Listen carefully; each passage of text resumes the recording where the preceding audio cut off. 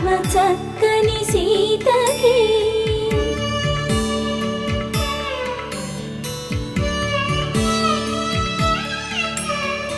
ఎర్ర జాబిలి చేయి